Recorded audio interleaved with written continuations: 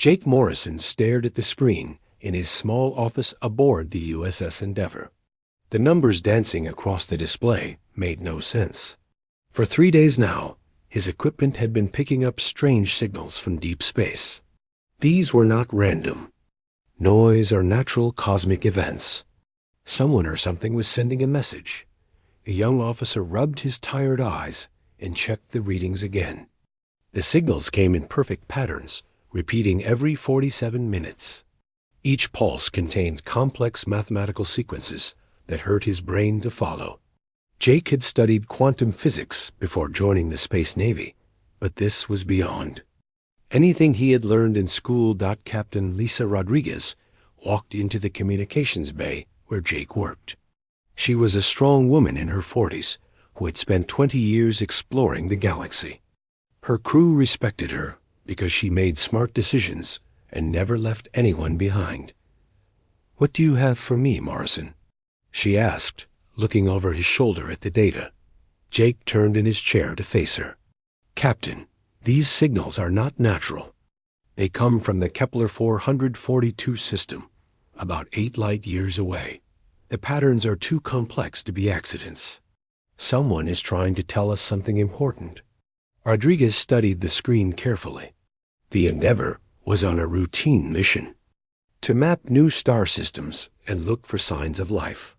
So far, they had found nothing but empty planets and dead rocks. This was their first real discovery. "Can you decode the message?" she asked. Jake shook his head. "Not yet, but I think it might be a distress call. The mathematical patterns remind me of emergency broadcasts we use on Earth. Someone is in trouble and asking for help." The captain walked to the window and looked out at the stars. The Endeavour was humanity's most advanced ship, equipped with the best technology available. But they were still just one small vessel in an endless universe. Making contact with alien life was everyone's dream, but it also scared them. "How long would it take us to reach the Kepler system?" Rodriguez asked. "About 6 weeks at maximum speed," Jake replied. "But Captain, we don't know what we might find there. The signals could be from a hostile species or some kind of trap." Rodriguez nodded slowly. She understood the risks. First contact with alien life was supposed to happen under controlled conditions, with backup ships and teams of experts. The Endeavour was alone out here, months away from Earth and any help. But something about the signals bothered her. They sounded desperate, like a person crying out in the darkness. If someone needed help, she could not just ignore them and fly away. "Morrison, I want you to work with Dr. Elena Vasquez in the science lab. See if you can learn more about these signals. Try to figure out who is sending them and what they want." Jake felt excited and nervous at the same time. Dr. Vasquez was the ship's best scientist, an expert in biology and communication systems. If anyone could solve this puzzle, it would be her. Over the next few days, Jake and Elena worked together. Around the clock. They ran the signals through every computer program they had. They compared the patterns to known languages and mathematical systems. Slowly, a picture began to form. The signals were definitely a distress call. The mathematics described a world in terrible danger. Something was destroying the planet and its people, eating away at reality itself, like acid-dissolving paper. The beings sending the message had perhaps months before everything they knew would be gone forever. Elena showed Jake her analysis of the biological data hidden in the signals. "Look at this," she said, pointing to complex protein chains displayed. On her screen, these are not carbon-based life forms like us. They seem to be made of something like living water or crystal. They think differently than humans do, but they are definitely intelligent. Jake studied the data with growing excitement. "Elena, I think I know what's happening to them. These patterns look like quantum cascade failure. It's a theoretical disaster where the basic laws of physics break down. If I'm right, their entire world is being erased from existence. The two scientists looked at each other with understanding. This was not just a first contact situation anymore. An entire civilization was dying, and they were the only ones who knew about it. Captain Rodriguez called a meeting with her senior staff. In the main conference room, she explained what Jake and Elena had discovered. The faces around the table showed shock and concern as they realized the magnitude of the situation. "We have a choice to make," Rodriguez said firmly. "We can continue our original mission and report this discovery when we return to Earth in 8 months. Or we can change course immediately and try to help these beings before it's too late." The room fell silent as everyone considered the options. Commander Pete Collins, the ship's second-in-command, spoke first. "Captain, we don't have authorization for first contact operations. This could start a war or cause diplomatic problems." "But we can't just let them die," said Dr. Vasquez. "If we have the technology to help, don't we have a responsibility to try?" Jake looked around the table at the faces of his crewmates. He thought about the desperate signals still coming from the Kepler system, getting weaker each day. Somewhere, out there, an entire species was facing extinction, and only the crew of the Endeavor could save them. Captain Rodriguez made her decision. "We're changing course for the Kepler 442 system. Whatever we find there, we'll face it together." The USS Endeavor dropped out of faster-than-light travel at the edge of the Kepler 442 system. What Jake Morrison saw on the main view screen made his stomach turn cold with fear. The third planet, where the distress signals originated, flickered like a broken television screen. Parts of it seemed to fade in and out of existence, as if reality itself was breaking apart. Captain Rodriguez stood on the bridge, watching the impossible sight. "Elena, are you seeing this?" She called to Dr. Vasquez at the science station. "Yes, Captain. The quantum readings are off the charts. The planet's dimensional structure is collapsing. Parts of it are phasing between different layers of space-time." Elena's voice was filled with wonder and horror. Jake worked frantically at his communications console, trying to establish contact with whoever was sending the distress signals. The messages were much stronger now, but they carried undertones of desperation that made his heart race. "Captain, I'm getting response signals. They know we're here," Jake reported. "The mathematical patterns are changing. I think they're trying to communicate with us directly." On the main screen, the planet continued its terrifying dance between existence and nothing.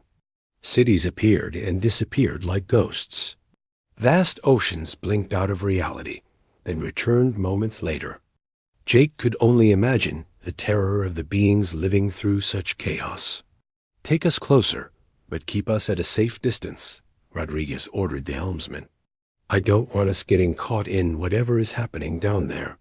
As the Endeavor moved deeper into the system, more details became visible. The planet was mostly covered in water, with floating cities that gleamed like jewels on the surface. But many of these cities flickered violently, their inhabitants trapped in a nightmare of unstable reality. "Captain, I'm detecting life signs," Elena announced from her station. "Millions of them, but the readings keep changing as different parts of the planet phase in and out of our dimension." Jake finally managed to establish a communication link. The main screen filled with static, then cleared to show the most beautiful, an alien face he had ever seen. The being had translucent blue skin that seemed to glow with inner light. Large, intelligent eyes, the color of deep ocean water, looked directly at them with a mixture of hope and despair. "Greetings, beings of the void," the alien said in perfect English, though Jake knew the universal translator was working to convert their language. "I am Elder Nixthara of the Zephyrian High Council. We have waited so long for someone to hear our call." Captain Rodriguez stepped forward. "I am Captain Lisa Rodriguez of the Earthship Endeavor. We received your distress signals and came to help if we can." The alien's large eyes filled with what looked like tears, though they glowed with the same blue light as her skin. You risk much by coming here, Captain Rodriguez. Our world is dying. The quantum plague consumes everything, unmaking the very fabric of our reality. We have perhaps 150 of your days before complete dimensional collapse. Elena gasped at her science station. Jake, look at these readings. The quantum cascade is accelerating. The planet's matter is being converted into pure energy and scattered across multiple dimensions. Jake studied his own instruments with growing alarm. His background in quantum physics helped him understand what was happening, even though the scale was beyond anything he had imagined possible. It's like the universe is forgetting that this planet exists. The fundamental forces that hold matter together are breaking down. On the screen, Elder Nixthara's image flickered as another wave of dimensional instability swept across her world. When the picture cleared, she looked even more desperate than before.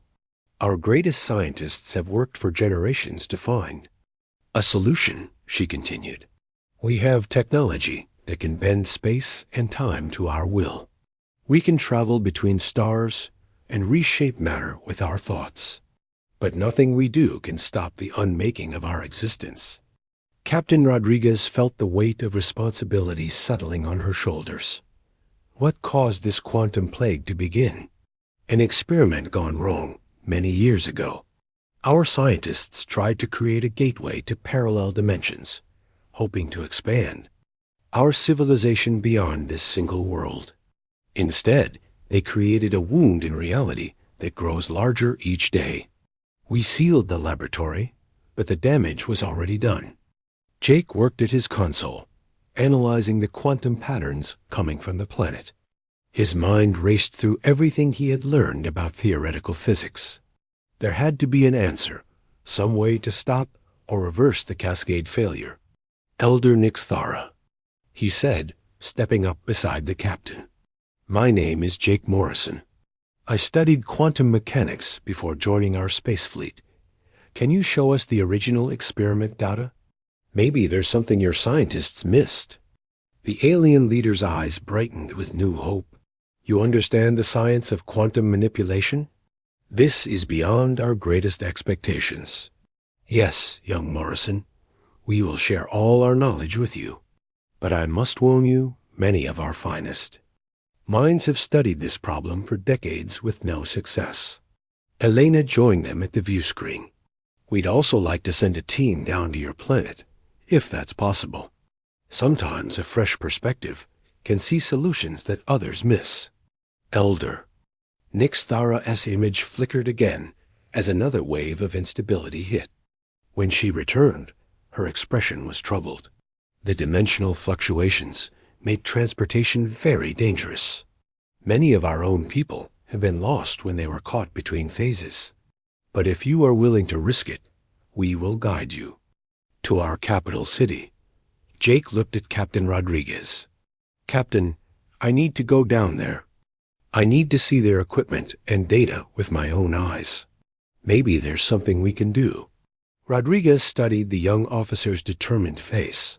Jake was brilliant, but he was also asking to risk his life on an alien world that was literally falling apart around its inhabitants. She thought about her duty to protect her crew, balanced against the possibility of saving an entire civilization. I'll put together a small team, she decided. Morrison, Vasquez, and a security detail. We'll use the shuttle and stay in constant contact with the ship. Elder Nixthara bowed her graceful head. We are grateful beyond words for your courage. Captain, our people have prepared a safe area in the capital where the dimensional field is most stable. We will share everything we know and pray that your human wisdom can succeed where ours has failed. As the crew prepared for the dangerous journey to the planet's surface, Jake stared out at the flickering world below. Somewhere down there, millions of beings faced extinction through no fault of their own. Their crime had been curiosity, the Same drive that had brought humanity to the stars. He would find a way to save them, or die trying. The shuttle ride down to Zephyr Prime was the most terrifying experience of Jake Morrison's life. The small craft shook violently as it passed through waves of dimensional instability. Outside the windows, reality twisted and bent like heated metal. At one point, Jake could see 3 different versions of the same mountain range existing in the same space. Dr. Elena Vasquez gripped her seat as another tremor shook the shuttle.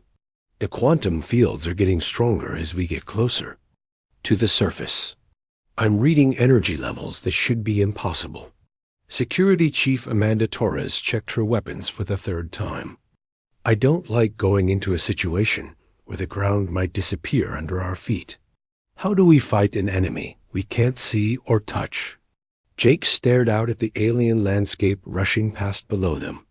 Cities built on floating platforms dotted the vast ocean, connected by bridges of pure energy.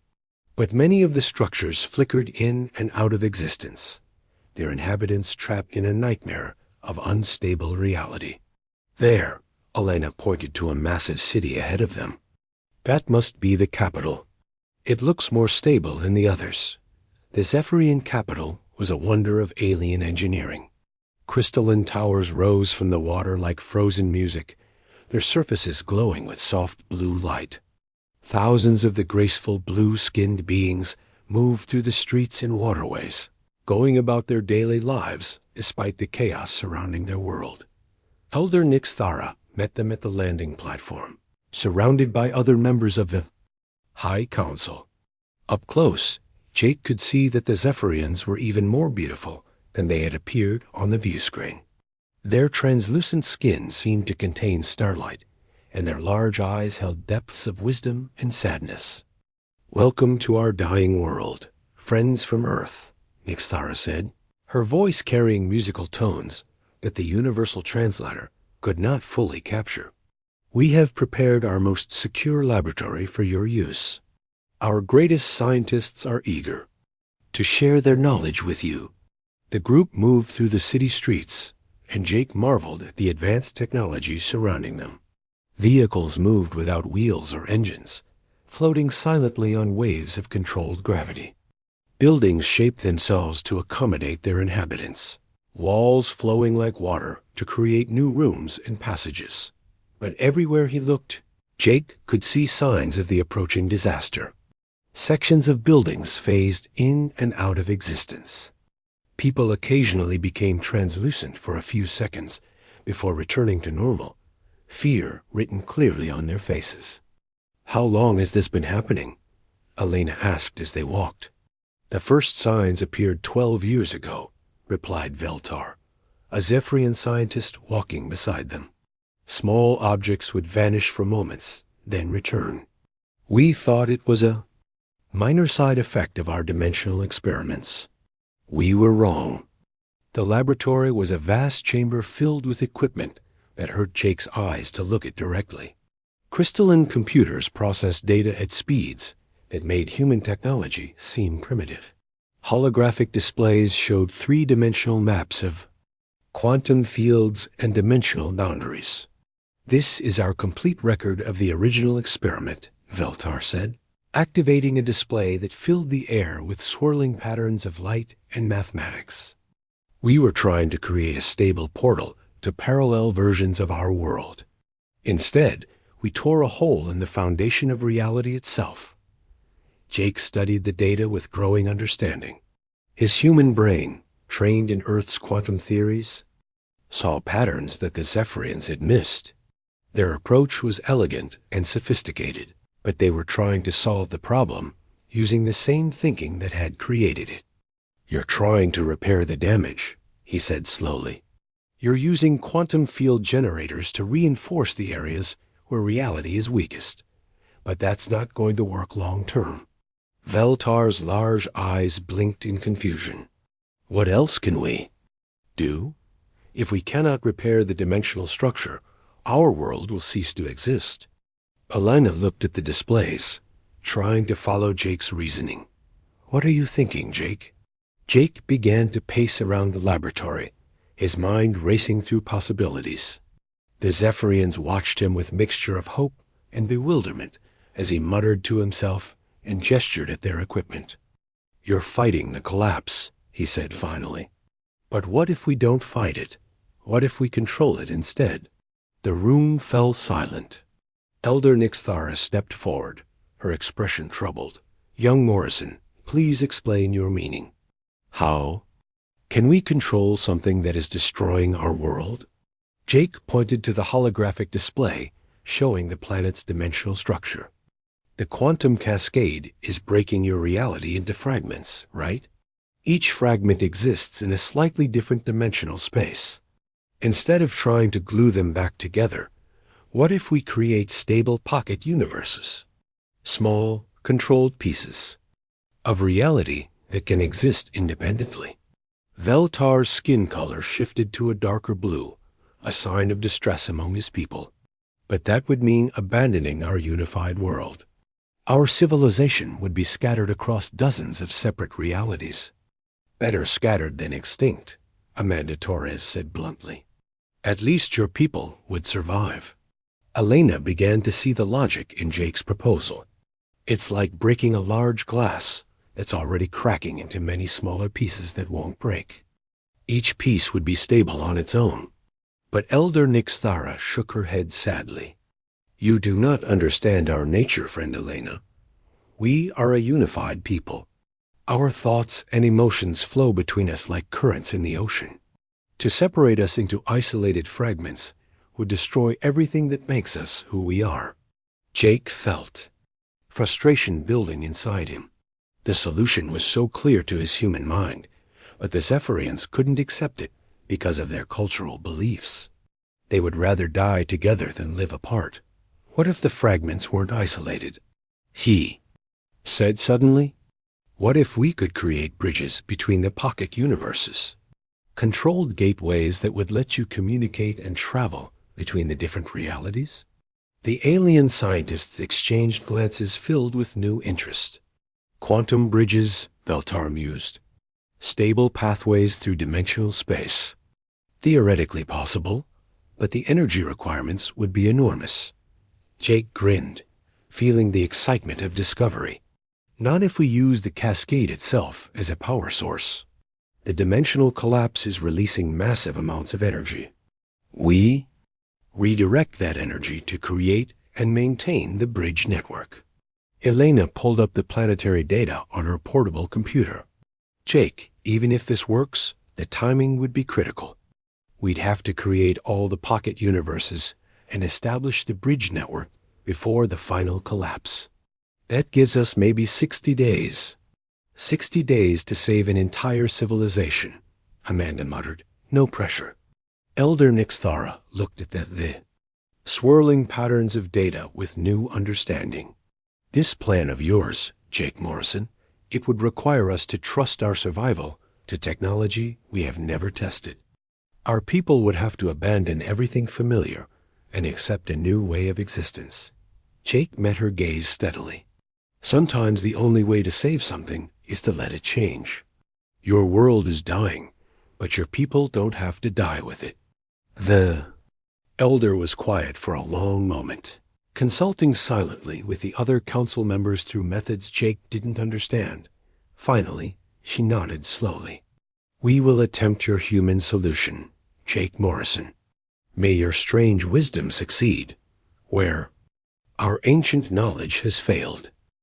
3 weeks into the desperate project, Jake Morrison realized his original plan was not going to work. He stood in the modified laboratory, surrounded by half-built quantum anchor devices and displays showing the accelerating dimensional collapse. The pocket universes they had created were stable, but they were also completely isolated from each other. Dr. Elena Vasquez looked up from her calculations with exhaustion written across her face. "The quantum bridges keep failing, Jake. Every time we try to establish a connection between the pocket universes, the dimensional interference tears the pathway apart." Veltar, a Zephyrian scientist who had become Jake's closest alien colleague, gestured sadly at the test results floating in the air above them. Perhaps isolation is better than extinction, friend Jake. At least some of our people will survive, even if they can never see each other again. But Jake knew that wasn't really survival. The Zephyrians needed connection to each other, like humans needed air to breathe. Trapping them in separate realities would be a slow death sentence, just spread out over generations instead of months. There has to be another way, he muttered, pacing around the equipment. We're missing something fundamental about how the bridges need to work. Amanda Torres entered the lab carrying her latest security report. The dimensional instabilities are getting worse outside the city. 2 more floating settlements disappeared completely yesterday. The High Council is starting to panic. Jake barely heard her. His mind was focused on the mathematical equations, scrolling past on the nearest display. The quantum bridges needed a central processing system to coordinate the connections between multiple dimensions. But no computer they had built could handle the complexity of the calculations required. What about using a biological processor instead of an artificial one? Elena suggested. Living brains can handle much more complex pattern recognition than any computer. Veltar's skin shifted to a thoughtful shade of green. The neural structure would need to be incredibly adaptable. Our crystalline thought patterns are too rigid for such chaos. We think in straight lines, but this problem requires thinking in curves and spirals. Jake stopped pacing as a terrible understanding began to dawn on him. A human brain, he said quietly. Human neural networks are chaotic enough to handle dimensional complexity. We don't think in straight lines at all. Elena stared at him with growing horror. Jake, you can't be serious. Linking a human consciousness directly to a quantum network would be incredibly dangerous. The neural overload alone could kill you instantly. Or worse, Baltar added. The human mind might survive the connection, but be trapped forever within the dimensional matrix. Neither fully alive nor truly dead. Jake looked around the laboratory at all their failed attempts and broken equipment. Outside, an entire civilization waited for salvation that might never come. Millions of Zephyrians faced extinction because no one could solve a problem that required thinking beyond the limitations of normal existence. How long would the network need active management? He asked. Elena checked her calculations reluctantly. The initial establishment phase would require constant oversight for several months. After that, the system might be able to maintain itself with only occasional intervention. Might, Amanda repeated grimly. That's not exactly a guarantee. Morrison. Jake sat down heavily in a chair and stared at his hands. He thought about his life back on Earth, his family and friends who would never know what happened to him. He thought about Elena, who had become so much more than a colleague during their weeks working together. He thought about the choice between certain death for millions and possible death for one. I need to talk to Captain Rodriguez, he said. Finally, the communication with the USS Endeavour was brief and painful.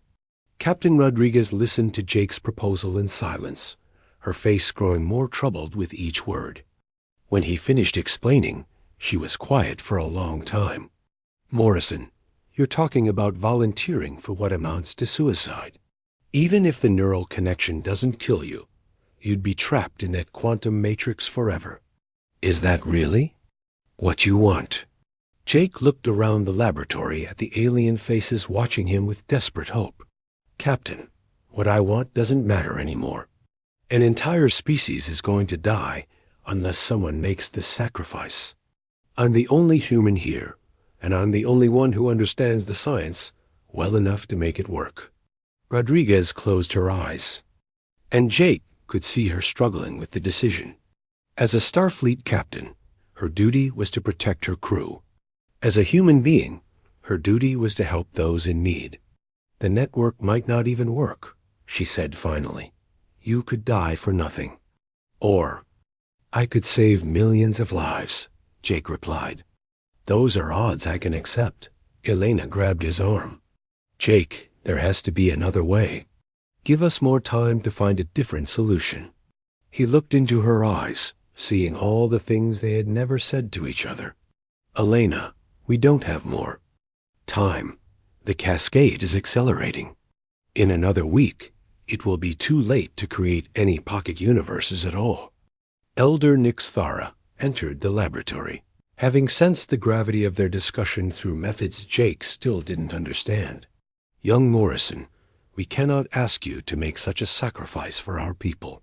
It would be wrong to purchase our survival with your life. Jake stood up and faced the graceful alien leader. You're not asking me, Elder. I'm volunteering. This is my choice to make. The room fell silent except for the humming of the quantum equipment and the distant sounds of a dying world. Jake walked over to the neural interface device they had built, a crystalline headband that would link his consciousness directly to the quantum network. If I do this, he said slowly, I want everyone to understand that I'm doing it because it's right. Not because I'm giving up on life, but because I'm choosing to live in a different way. My consciousness will become part of the network that keeps your people connected. In a sense, I'll be more alive than I've ever been. Elena was crying now, tears streaming down her face. Jake, I know, he said softly. I know, Elena, and that makes this both harder and easier at the same time. Veltar approached with the neural interface, his movements slow and ceremonial. Friend Jake, if you truly choose this path, we will honor your sacrifice for all time. Your name will be remembered as long as any Zephyrian draws breath. Jake took the crystalline device and held it in his hands. It was surprisingly warm, as if it already contained some spark of life. Let's save your people, he said simply. He placed the neural interface on his head and felt the quantum connections begin to form. The last thing he saw with his physical eyes was Elena's face, beautiful and heartbroken, watching him disappear into something beyond human understanding. Jake Morrison's consciousness exploded across dimensions like a flower blooming in fast motion. One moment he was a human being sitting in an alien laboratory, and the next he existed everywhere and nowhere, spread across the quantum network. That now connected 43 pocket universes containing the scattered remains of Zephyrian civilization. He could see everything at once. In Universe 7, a group of Zephyrian children played in crystal gardens while their parents worked to rebuild their society. In Universe 21, scientists developed new technologies powered by dimensional energy. In Universe 35, artists created impossible sculptures that existed in 4 dimensions simultaneously, but the experience of being everywhere was overwhelming. Jake's human mind, designed to exist in one place at one time, struggled to process the flood of information, coming from dozens of different realities. His memories began to fragment, scattered across the network like pieces of a broken mirror. Dr. Elena Vasquez worked frantically in the original laboratory, now the central hub of the quantum network. Her instruments showed Jake's consciousness as patterns of light dancing through crystalline circuits, but she could barely detect any trace of the man she had known. Jake, can you hear me? She called out to the glowing displays around her. Please respond if you can understand what I'm saying. The response came not as words, but as a feeling of warmth and recognition that filled the laboratory. Equipment hummed with new harmonies, and the holographic displays shifted to show Elena's face, reflected in mathematical equations of impossible beauty. Veltar entered the laboratory, his skin glowing with excitement. Dr. Vasquez, the network is performing beyond our greatest hopes. The quantum bridges are not only stable, they are growing stronger. Jake's consciousness is learning to manage the dimensional complexity in ways we never imagined possible. Elena stared at the displays showing Jake's distributed existence. But is he still Jake? Can he still think and feel like a human being? The question hung in the air, answered by a subtle shift in the quantum field that felt somehow sad and nostalgic. Jake was still there, but he was becoming something new, something that existed beyond the normal boundaries of individual consciousness. Elder Nixthara arrived with other members of the High Council, their faces showing wonder and concern in equal measure. "The transformation is proceeding faster than we anticipated," she said. "Jake's human memories are being integrated into the network itself. Soon, he may not remember being an individual person at all." Elena felt her heart breaking as she watched the man she cared about dissolve into pure thought and energy. "We have to maintain some kind of communication with him.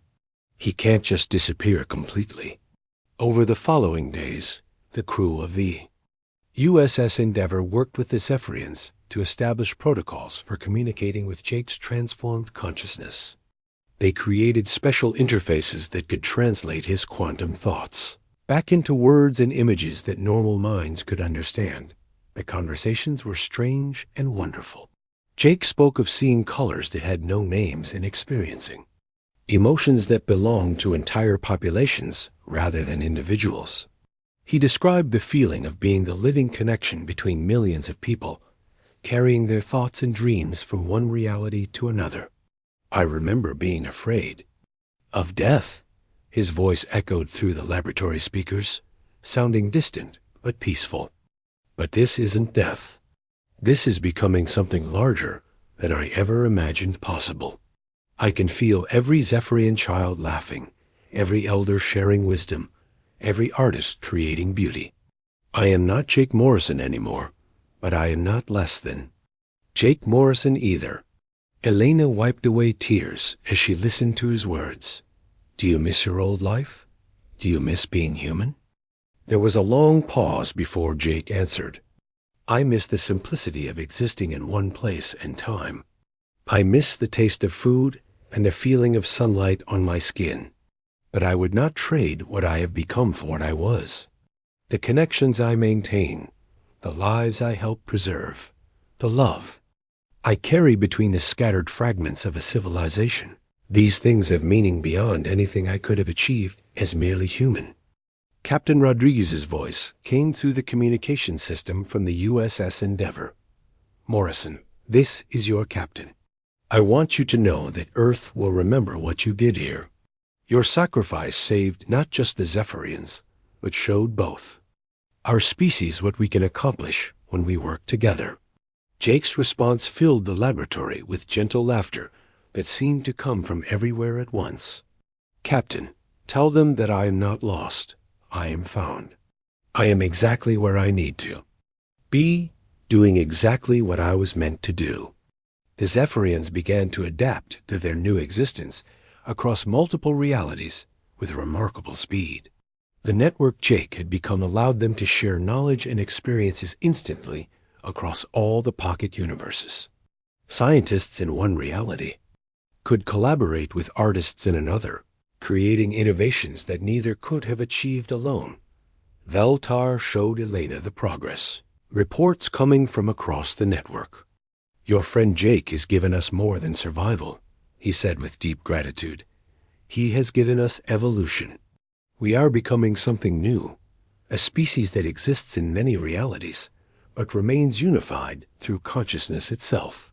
Elder Nixthara established new traditions to honor Jake's sacrifice. Each pocket universe built monuments where citizens could come to communicate with the network consciousness that had saved them.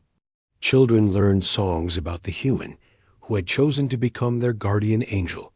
But the most remarkable change was in Jake himself. As weeks passed, his consciousness adapted to its new existence, learning to manage the complexity of the network with increasing skill. He began to exhibit abilities that seemed almost godlike, manipulating quantum fields to improve life in the pocket, universes, and even creating new connections between realities when needed. Elena spent hours each day talking to Jake through the quantum interface, helping him maintain some connection to his human origins. She shared news from the USS Endeavour, described the changing seasons on Earth, and read him poetry from human authors he had loved. "Elena," Jake said during one of their conversations, "I want you to know that even though I cannot touch you, or see you the way I once did, I can feel your presence across all dimensions. Your love anchors me to the memory of what it means to be human. Without that anchor, I might drift away completely into pure quantum existence." Eleni pressed her hand against the warm surface of the quantum interface. "I'll stay here as long as you need me, Jake. You saved an entire civilization, but you don't have to face this transformation alone." In the depths of the network, Jake's consciousness smiled with the combined joy of millions of connected minds. He had found his purpose, his reason for existing in this new form. He was the bridge between realities, the keeper of connections, the living proof that love could transcend even the boundaries between life and death. The Zephyrians were no longer a dying species. They were something entirely new, and Jake Morrison had become their eternal guardian. 5 years after Jake Morrison became the living heart of the quantum network, Admiral Elena Vasquez returned to the Zephyr system aboard the USS Discovery, leading humanity's first official diplomatic mission to an alien civilization. What she found exceeded every dream and expectation anyone had dared to hold. The Zephyrian pocket universes had not merely survived. They had flourished beyond imagination. Each reality had developed its own specializations and wonders. Universe 12 had become a center of artistic achievement, where beings created sculptures of pure light that told stories across 4 dimensions. Universe 31 focused on scientific research, developing technologies that bent the laws of physics in ways that made human science seem primitive. Captain Pete Collins, who had served as Rodriguez's second-in-command years earlier, now commanded the Discovery. He stared in amazement at the readings on his instruments as they approached the central universe where Jake's transformation had taken place. "Admiral, these energy signatures are incredible. The quantum network is not just maintaining the pocket universes, it's actively improving them. The dimensional stability has increased by 300% since our last visit." Elena smiled as she watched the familiar blue-green world appear on the main view screen. But now it was surrounded by shimmering aurora effects as energy flowed between the different realities. "Jake always was an overachiever," she said softly. The welcome they received from the Zephyrians was unlike anything in human experience. Instead of simple radio communications, the entire quantum network seemed to sing with joy at their arrival. Colors shifted and danced across the dimensional barriers, and even the humans aboard the Discovery could feel the emotional warmth of the greeting. Elder Nix Thara, now showing the graceful signs of advanced age among her people, met them at the same landing platform where Jake had first set foot on the alien world. But she was not alone. Representatives from all 43 pocket universes had gathered for this historic moment, their combined presence creating a festival of bioluminescent beauty. "Welcome back, friends from Earth," Ixthara said, her voice carrying harmonics that spoke of deep wisdom and contentment. "We have waited long to show you what your Jake Morrison sacrifice has made possible." Elena felt tears in her eyes as she looked around at the thriving alien civilization. The Zephyrians had not just survived their brush with extinction, they had evolved into something magnificent. Their scattered existence across multiple realities had forced them to develop new forms of art, science, and philosophy that would have been impossible in their original unified world. "Where is Jake now?" Elena asked. "Can we speak with him?" Nix Thara. Large eyes sparkled with something that might have been amusement. "Dear Elena, Jake is everywhere and everyone. He is the voice that carries a child's laughter from Universe 7 to Universe 28. He is the force that guides our scientists when they discover new principles of quantum mechanics.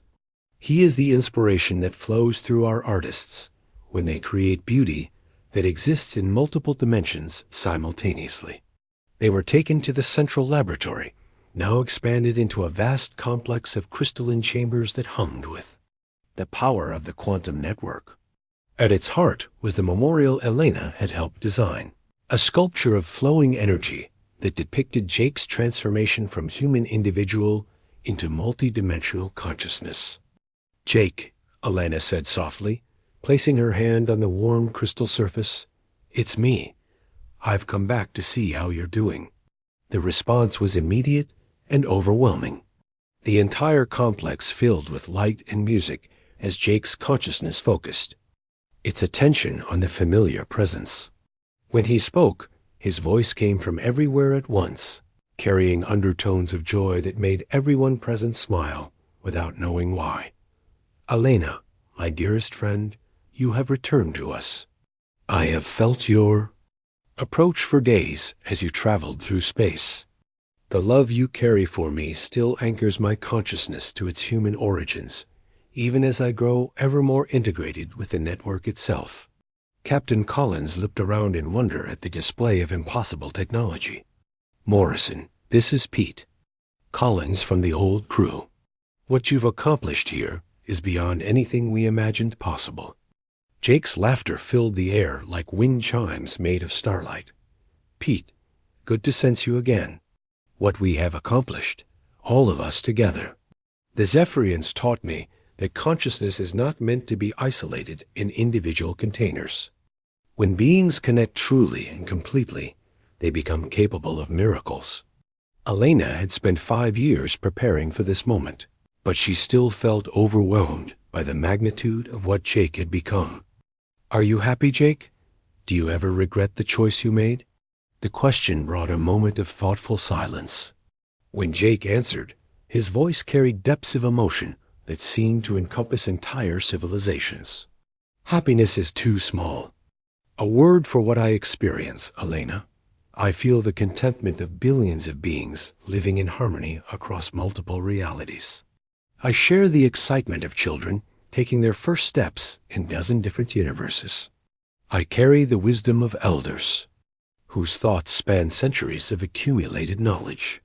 He paused, and when he continued, his voice held echoes of the young human officer Elena had once known. "But yes, sometimes I remember what it felt like to eat ice cream on a summer day, or to feel rain on my skin, or to hold someone I cared about.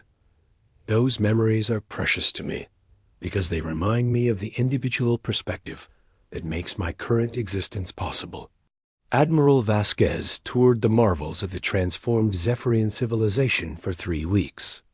She saw cities that rebuilt themselves according to the needs of their inhabitants, transportation systems that moved people and goods between different realities as easily as taking an elevator, and art forms that could only exist when consciousness itself became the medium of expression. But perhaps most impressive was how the Zephyrians had begun to influence human development as well. They shared technologies that revolutionized medicine, energy production, and space travel. More importantly, they shared philosophical insights about the nature of consciousness and connection that helped humanity begin to overcome its own limitations. On the final day of the diplomatic mission, Elena stood alone in the memorial chamber, speaking quietly with Jake's distributed consciousness. "We're establishing a permanent embassy here," she told him. "I volunteered to be the first ambassador. I want to stay and help facilitate cooperation between our species." Jake's response filled her with warmth that seemed to come from everywhere. At once, "Elena, you cannot know how much joy that brings me. Your presence here will help me maintain the balance between my human origins and my expanded existence. Together, we can guide both our species toward futures neither could achieve alone." As Elena prepared for her new role as humanity's ambassador to a multidimensional civilization, she reflected on how one person's willingness to sacrifice everything had changed the course of history for 2 entire species. Jake Morrison had saved the Zephyrians from extinction, but in doing so, he had also shown humanity what they could become when they chose connection over isolation, cooperation over competition, the quantum network continued to grow and evolve, with Jake's consciousness at its heart, like a benevolent God watching over his adopted children. New pocket universes were created as the Zephyrian population expanded, each one adding its own unique contributions to the greater whole. In the years that followed, human colonies began experimenting with similar quantum networks, though none required the kind of total sacrifice Jake had made. The two species learned from each other, sharing knowledge and wisdom that accelerated the development of both civilizations. And at the center of it all, Jake Morrison continued his eternal watch, no longer fully human, but never forgetting his human origins, proving that love and sacrifice could transcend the boundaries between species, between realities, and between life and death itself.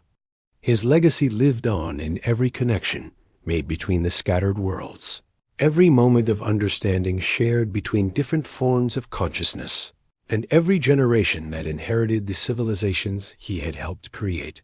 The Bridgewalker had indeed changed the fate of an entire civilization, and in doing so, had opened pathways to futures that neither species could have imagined alone.